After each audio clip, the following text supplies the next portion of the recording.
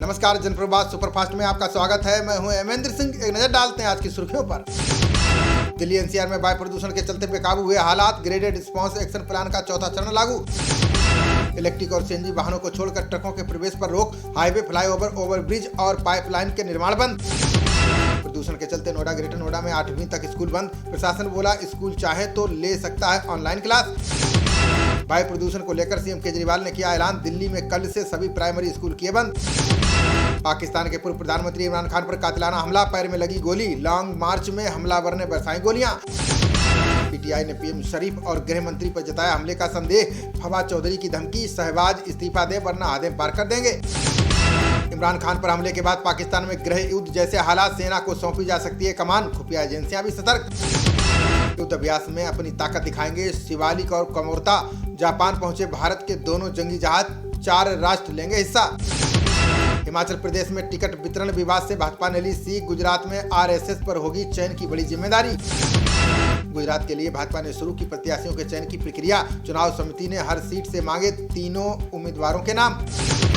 अरविंद केजरीवाल आज करेंगे गुजरात में सीएम चेहरे का ऐलान, ईसुदान गढ़वी और गोपाल इटालिया के नाम की चर्चा तेज। दिल्ली में एमसीडी चुनाव का आज हो सकता है ऐलान, शाम 4 बजे निर्वाचन आयोग करेगा प्रेस कॉन्फ्रेंस। आज से ट्विटर कंपनी के कर्मचारियों की छटनी की हुई शुरुआत, कंपनी का खर्च घटाकर एलन मस्क बचाएंगे 82 अरब रुपए। ट्विटर के खिलाफ मुकदमे में मस्क को भी पार्टी बनाने की मांग, दायर याचिका पर दिल्ली हाईकोर्ट में आज होगी सुनवाई।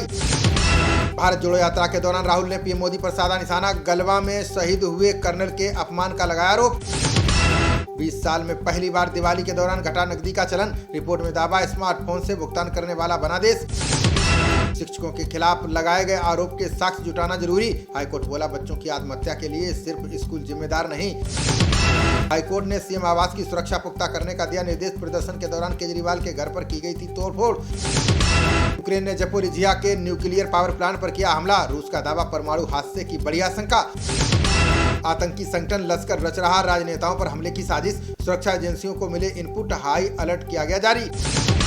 मोदी ने इजराइल के आम चुनाव में जीत पर नेतन्याहू को दी बधाई, नेतन्याहू गुट ने संसद में 64 सीट जीतकर हासिल किया बहुमत।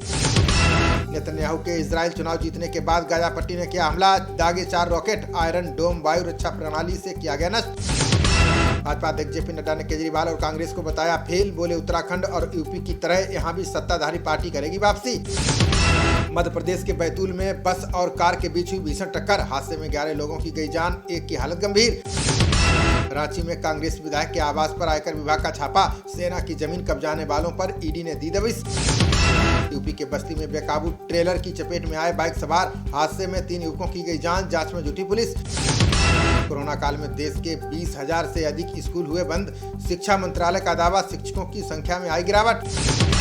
7 और 8 नवंबर को रूस का दौरा करेंगे विदेश मंत्री एस जयशंकर, रूसी विदेशी मंत्री लावरोव और उप प्रधानमंत्री मंटूरोव से करेंगे वार्ता। अमेरिका के न्यूजर्सी में यहूदियों व उनके मंदिरों पर हमले का खतरा, एफबीआई ने अलर्ट जारी करते हुए की सतर्क रहने की अपील। बिहार सीएम नीतीश कुमार ने फिर विशेष राज्य के दर्जे की उठाई मांग, बोले गरीबों के लिए कुछ नहीं कर रही सरकार, सिर्फ हो रहा झूठा प्रचार।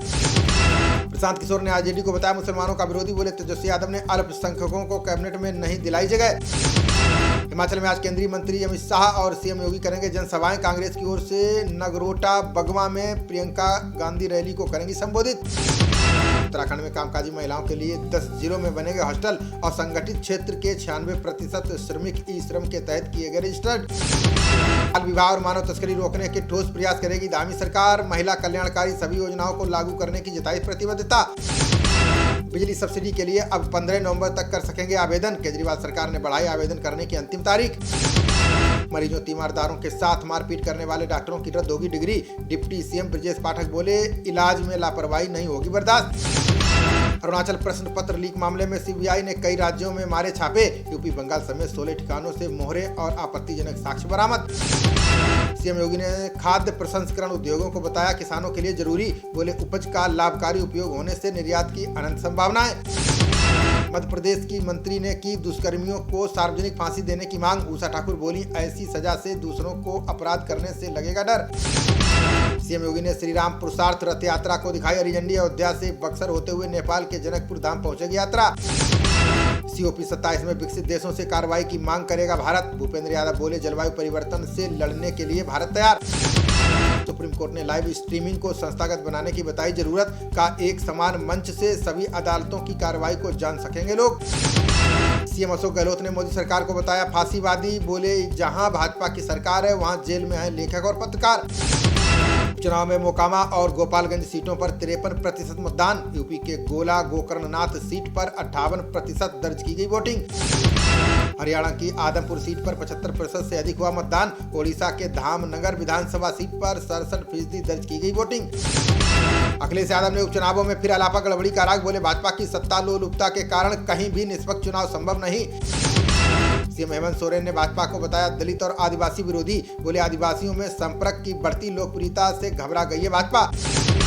भारत ने चीन पाकिस्तान पर लगाया आतंकियों को संरक्षण देने का आरोप। विनय क्वात्रा बोले, दहशतगर्दों के खिलाफ दुनिया को एकजुट होने की जरूरत। केरल के उपराज्यपाल ने सिजा थॉमस को नियुक्त किया कुलपति। वाम सरकार की सिफारिश को खारिज कर जारी किया सूचना। दुनिया भर में सबसे कम दर्ज की गई भारत की विनिर्माण लागत। रिपोर्ट में चीन और वियतनाम को पीछे छोड़ते हुए हासिल किया दर्जा। खबरों का सिलसिला जारी रहेगा, देखते रहिए जनप्रवाद। नमस्कार।